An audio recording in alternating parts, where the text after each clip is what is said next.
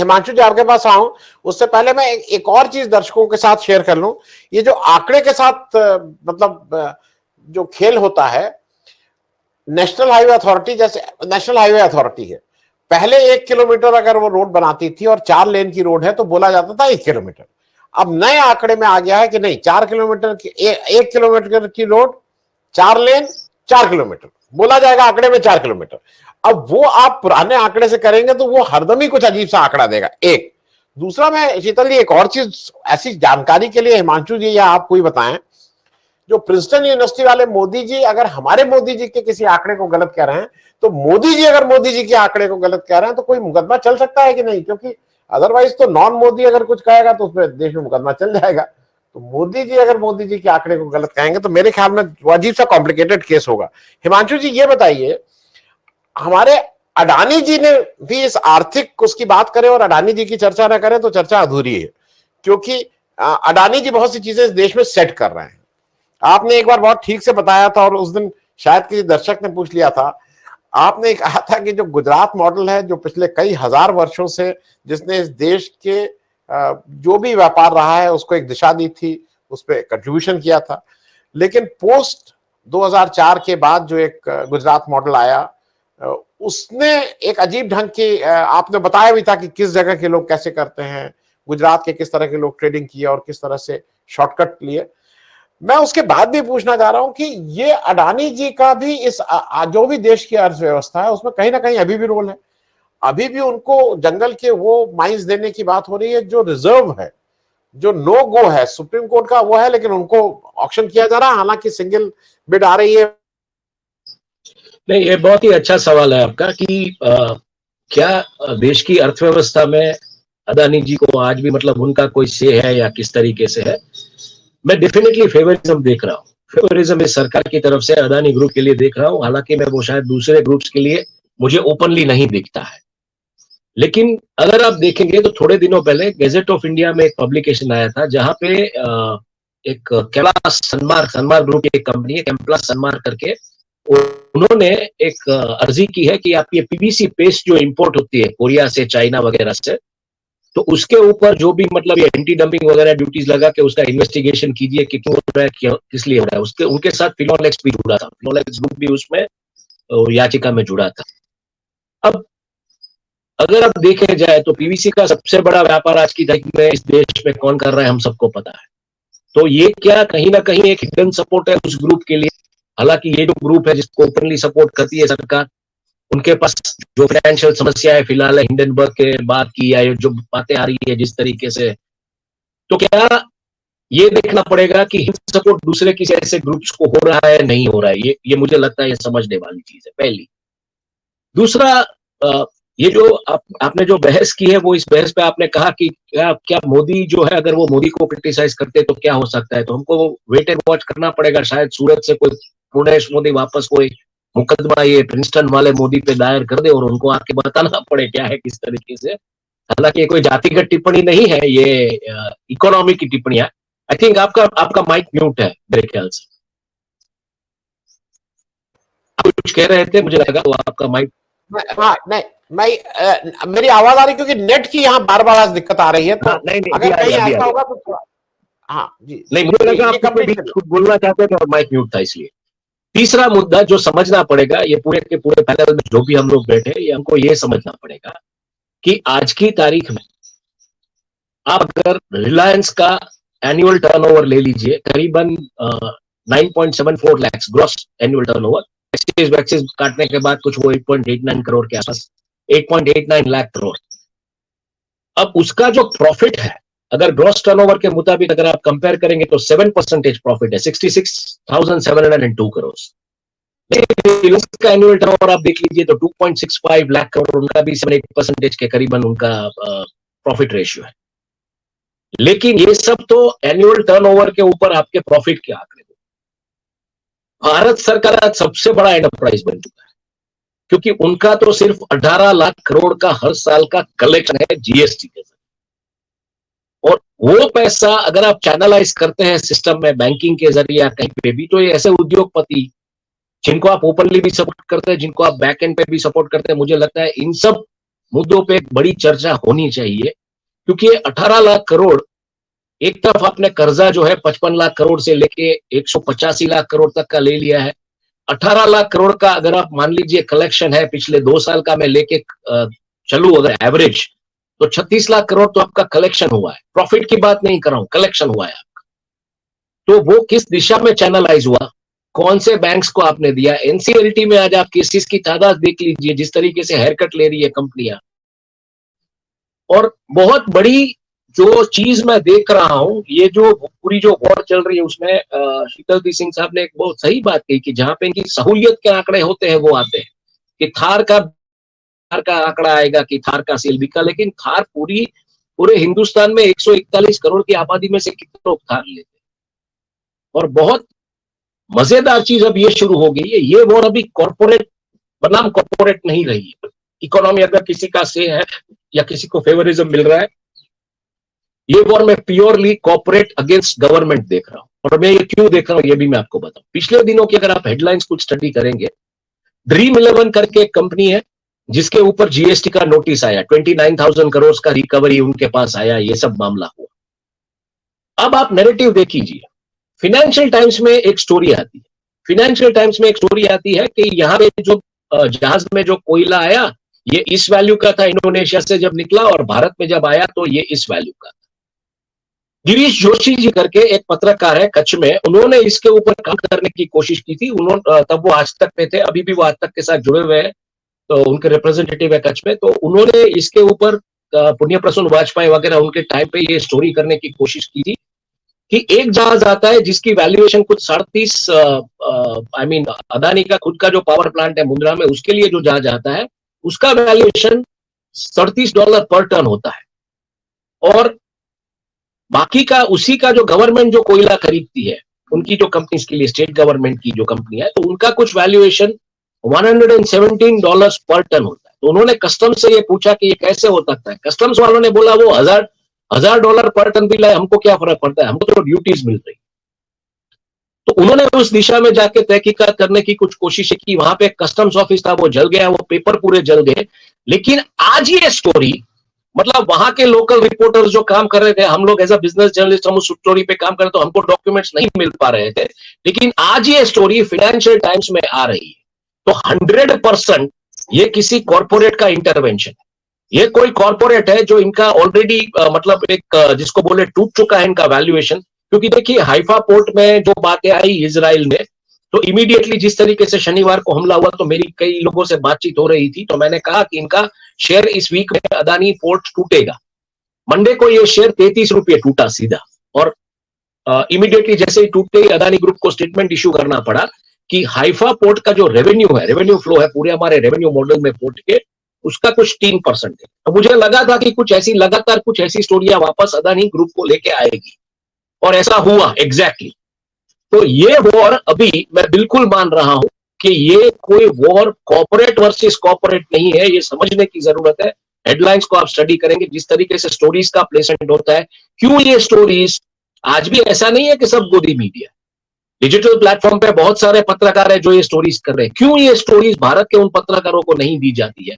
क्यों ये stories financial times वगैरह में आती है? क्योंकि सॉवरेन रेटिंग को लेके सब जगह पे प्रॉब्लम होगी, कंपनी को लेके सब जगह पे प्रॉब्लम होगी, कॉर्पोरेट गवर्नेंस के मुद्दों पे इश्यूज उठाए जाएंगे। तो ये पूरी की पूरी वॉर में देख रहा हूं कॉर्पोरेट बनाम गवर्नमेंट हो चुकी है। कहीं ना कहीं बातें सामने नहीं आ रही है, लेकिन अगर हम इंडिया गठबंधन की भी अगर जो स्ट्रैटेजीज वगैरह देखें, जिस तरीके से वहां से जो बातें आ रही है, इनके पीछे कोई कॉर्पोरेट ब्रेन बिल्कुल है। क्योंकि ये इन लोगों को मतलब ये क्या है कि सब मेंढकों को एक तराजू में डाल के क्या बोले मेजर करने की बात, इतना आसान नहीं है। तो इकोनॉमी सिर्फ इन लोगों को असर करती है, बॉटम ऑफ द पिरामिड को, ये तो है ही है। लेकिन जब बड़ा खिलाड़ी अपने धंधे में कहीं ना कहीं देखता है कि उनके धंधे पे भी असर होगा, तो वो अपना धंधा सर्वाइव करवाने की कोशिश करेगा।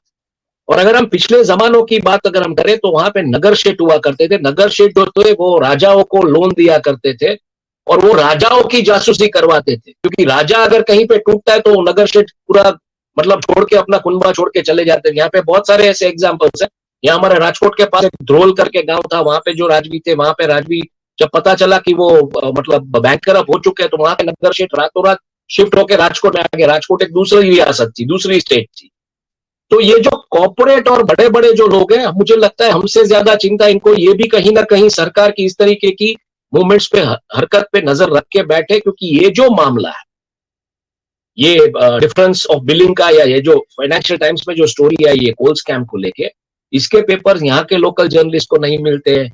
ये स्टोरी किसी और ने भी, मतलब हिंदुस्तान में आई थिंक पी गुरुज वगैरह ने भी की थी एक जमाने में, और पूरा दफ्तर जल जाता है, कागजात जल जाते हैं, लेकिन यही स्टोरी एफटी में प्लांट होती है। तो आप समझ लीजिए इकोनॉमिकली कुछ बहुत बड़ी समस्या है। मेरा ये सब कहने का तात्पर्य ये था कि इकोनॉमिकली कुछ बहुत बड़ी समस्या है। और हाल ही में अगर रिजर्व बैंक के जो आंकड़े आए, जिस तरीके से रिजर्व बैंक की एक रिपोर्ट आई कि हाउस होल्ड सेविंग्स गिर चुके हैं, तो जब हाउस होल्ड सेविंग्स गिरते हैं तो डिमांड आपकी ऑटोमेटिकली डाउन। आप ये जो भी करवा रहे हैं वो कंपल्सरी कंजम्पशन है। आपने व्हीकल इंश्योरेंस के दाम बढ़ा दिए, हेल्थ इंश्योरेंस के दाम बढ़ा दिए आपने, मतलब बेसिक जो सर्टिफिकेशन है, मतलब गवर्नमेंट बहुत क्लियरली एक चीज मैसेज दे रही है पब्लिक को कि government is a service provider, और वो जो भी सर्विसेज प्रोवाइड करेगी उसके लिए वो चार्ज करे, चाहे वो हेल्थ हो, चाहे वो एजुकेशन हो, उसको लेके कोई इंश्योरेंस पेपर्स हो, अगर आपको दो पहिया स्कूटर भी चलाना है तो उसके लाइसेंसेज हो, उनके पीयूसी हो। पीयूसी अगर आपने निकाला है और उसकी डेट एक्सपायर हो रही है तो आपके फोन पे मैसेज आता है कि आपका पीयूसी का डेट एक्सपायर हो रहा है, और अगर आपने टाइम पे नहीं करवाया तो आपको पेनल्टी के लिए लागू किया। तो आप समझिए ये कंपल्सरी कंजम्पशन है। रास्तों की कंडीशन ठीक नहीं होती है, गाड़ी जाती है 70-80 के स्पीड पे, अचानक से गड्ढे आ जाते हैं एक्सेलरेटर में या इसमें कुछ प्रॉब्लम हो जाती है, तो गाड़ी टूटेगी तो सर्विस करवाने आप जाएंगे, सर्विस करवाने जाएंगे उसके ऊपर भी जीएसटी है। तो ये सब कंपल्सरी कंजम्पशन मॉडल्स है, और इसके जरिए ये 18 लाख करोड़ की कलेक्शन पे आज सरकार बैठी है सालाना। और कहीं ना कहीं ये जो कॉर्पोरेट लॉबी है उनको लग रहा है कि कुछ समस्याएं होने वाली है, इसीलिए मैं देख रहा हूं कि ये वॉर प्योरली कॉर्पोरेट बना गवर्नमेंट है, क्योंकि इकोनॉमी में कुछ प्रॉब्लम्स है और है। शीतल जी कुछ कहना चाह रहे थे। शीतल जी। हाँ, ये मैं अडानी जी वाले मामले पर अभी 2-3 दिन पहले मेरे पास इन्फॉर्मेशन आई है, 1-2 प्रोग्राम में मैंने जिक्र भी किया है, तो चूंकि वो सारा उन्होंने बताया हिमांशु जी ने, तो उसमें मैं एक इन्फॉर्मेशन जोड़ देता हूँ, ये भी जानी चाहिए पब्लिक तक। ऐसा है कि हमारे यहाँ जो प्राइवेट लोग जेट खरीद रहे हैं, प्राइवेट अपने कंजम्पशन के लिए वायुयान जो खरीदते हैं, उस पर 35% की ड्यूटी है। सिर्फ अडानी घराना ऐसा है जो पिछले 2 बार से अपनी खरीद में इस ड्यूटी को भी गायब कर ले रहा है। वो क्या करते हैं कि वो एक गुजरात में एक सेज है, गिफ्ट सेज, सही तो हिमांशु बयानी जी जानते होंगे कहाँ है ये, गिफ्ट सेज है। तो जो GIFT गिफ्ट सेज है उसमें अडानी जी ने 2021 में एक कंपनी खोली जिसका नाम रखा उन्होंने एक सेकेंड, एस्ट्रियोस सर्विसेज IFSC लिमिटेड। इस कंपनी ने सिर्फ एक काम किया, सेज में हवाई जहाज खरीदने का, वो जनरली ये फायदा उनको दिया जाता है जो हम मैन्युफैक्चरिंग वगैरह करते हैं। एक बना बनाया हवाई जहाज खरीदने का ट्रेडिंग है सीधे, इसका कोई मतलब नहीं है। बाकी हर आदमी 35% टैक्स देके हर दूसरा कारपोरेट मंगाता है, लेकिन इन्होंने क्या किया कि एक वहां कंपनी एस्ट्रियोस सर्विसेज IFSC लिमिटेड खोली और जहाज इसमें 35% ड्यूटी बचा के इसमें मंगा लिया। इसके बाद क्या किया कि इन्होंने इसको अपनी ही एक company Karnavati aviation private limited को, जो सेज से बाहर ऑपरेट करती है, जो पहले से कर रही है, अगर वो खुद खरीदती, शायद उसने पिछली खरीद पे 35% ड्यूटी दी होगी, तो इन्होंने उसको लीज कर दिया। तो पूरे 35%, 800-900 करोड़ के जहाज में 35% सीधे सीधे बचा लिया। ये इन्होंने किया 2021 में। ये कंफर्म डिटेल्स है, इनके रिटर्न्स में फाइल्ड है, तो ये इसमें भाग नहीं सकते। नवंबर 2021 का ये वाला सौदा है। दूसरा सौदा इस समय तैयार हो रहा है, ये भी एक बोइंग जहाज खरीदने का है, सेम मेथड अप्लाई किया गया है। अब इसमें दूसरी इन्होंने एंटिटी बनाई, चूंकि एक ही एंटिटी में 2 बार करते तो टैक्स वालों को दिक्कत होती है इनको छुपाने में, तो अभी इन्होंने सीमेंट वाली अंबुजा सीमेंट खरीदा है, उसकी ओर से एक कंपनी क्रिएट की गई, लोटिस IFSC प्राइवेट लिमिटेड, अभी इसी पिछले साल रजिस्टर हुई। अब इसमें इन्होंने नया बोइंग बिजनेस एयरक्राफ्ट 788 करोड़ का बुक किया है, जो आ ही रहा होगा, इसमें भी 35% की ड्यूटी बच जाएगी और इसके बाद ये फिर अपनी ही किसी दूसरी बाहर की कंपनी को लीज पे दे दिया जाएगा।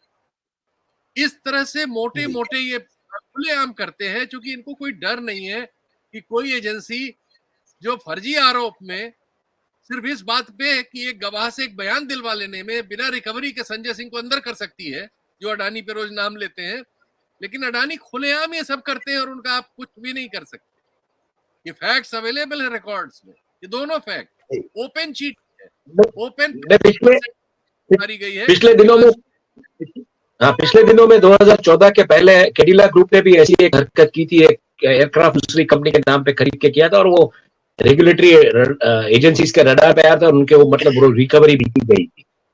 तो मुझे लगता है ये जिस तरीके से किया गया है उसमें यही है मॉडस की आप एसईजेड में एयरक्राफ्ट खरीदते हैं, क्योंकि special economic zone is treated as a foreign territory within the nation, लेकिन आप उसको एसईजेड में ऑपरेट करेंगे या डीटीए में, डोमेस्टिक टैरिफ एरिया में, तो मुझे लगता है ये रेगुलेटरी एजेंसीज का भी मामला होगा। हालांकि कल ये खबर आई, ये दूसरी अडानी एयरपोर्ट को लेके, मुंबई एयरपोर्ट को लेके एजेंसीज ने प्रोब करना शुरू कर दिया है। तो मैं जैसे देख रहा हूं, जैसे मैं कह रहा हूं कि यहाँ जो गेम है पूरा का इनका शेयर तोड़ने की बात है, इनके शेयर के भाव तोड़ने की बात है और पूरा का पूरा एक कॉर्पोरेट बनाम गवर्नमेंट का वॉर चल रहा है। अब देखना ये है कि ये कितना डेंजरस होता है आने वाले दिनों, कौन से कॉर्पोरेट है इसके पीछे, क्योंकि ये सब चीजें आएगी सामने धीरे धीरे।